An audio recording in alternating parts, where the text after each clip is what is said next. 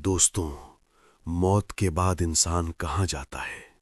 कोई कहता है स्वर्ग, कोई कहता है नर्क, लेकिन कुछ रूहें ऐसी होती हैं जो अपनी अधूरी इच्छाओं के कारण इसी दुनिया में फंस जाती हैं। दिल्ली का गुरु तेग बहादुर हॉस्पिटल, जीटीबी। यहाँ की दीवारों ने हजारों चीखें सुनी हैं, लेकिन पुराने विंग का वो हिस्सा जहां मुर्दा घर है, वहां की हकीकत सुनकर आप दहल जाएंगे। आज की कहानी डॉक्टर आयुष की है, जिन्होंने विज्ञान की पढ़ाई की थी, लेकिन उस रात विज्ञान हार गया और साया जीत गया। अगर आप अकेले हैं तो हेडफोन लगा लें, क्योंकि ये कहानी शायद आपके कमरे के सन्नाटे को तोड़ दे। बात है साल 2024 की। डॉक्टर आयुष की नई नई पोस्टिंग हुई थी। रात के 2 बज रहे थे और पूरा दिल्ली कोहरे की चादर में लिपटा था।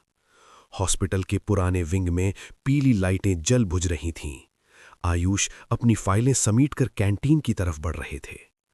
अचानक कॉरिडोर में फिनाइल की गंध के बीच एक सड़न की बू आने लगी। आयुष रुके। उन्हें लगा शायद कोई ड्रेनेज लीक होगा।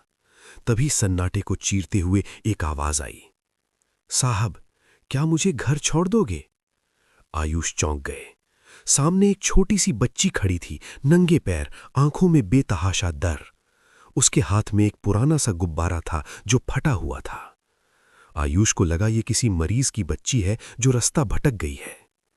आयुष ने पूछा, बेटा, आप यहां क्या कर रही हो? अंदर चलो, ठंड बहुत है।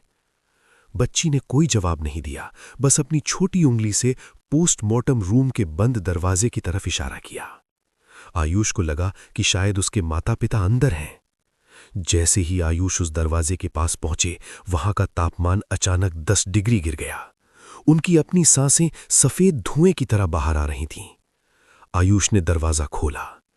अंदर स्ट्रेचर पर एक लाश रखी थी जिसे अभी तक पहचाना नहीं गया था। बच्ची रोने लगी, मम्मी नहीं जाग रही, मम्मी को बोलो ना, मुझे घर ले जाएं। आयुष ने कांपते हाथों से उस लाश के चेहरे से सफेद चादर हटाई। चादर हटते ही आयुष की चीख निकल गई। वो लाश उसी बच्ची की थी। उसके चेहरे पर वही चोट के निशान थे, वही फटी हुई फ्रॉक, और उसके हाथ में वही फटा हुआ गुब्बारा दबा था जिसे वो बच्ची बाहर पकड़कर खड़ी थी। जैसे ही आयुष पीछे मुड़े, वो बच्ची गायब थी, लेकिन जमीन पर बर्फ की तरह ठंडे पानी के पैरों के निशान बने थे जो स्ट्रेचर की तरफ जा रहे थे। आयुष बेहवास होकर भागते हुए सिक्योरिटी रूम पहुंचे।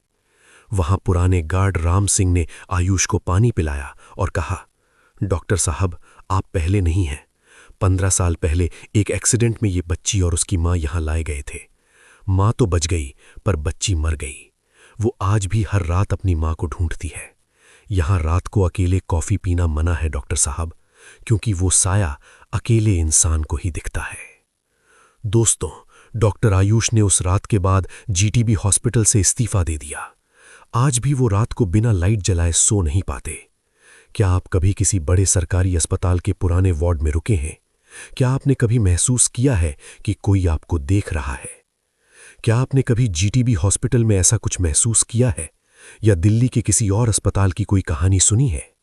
कमेंट्स में अपनी आप बीती जरूर लिखें।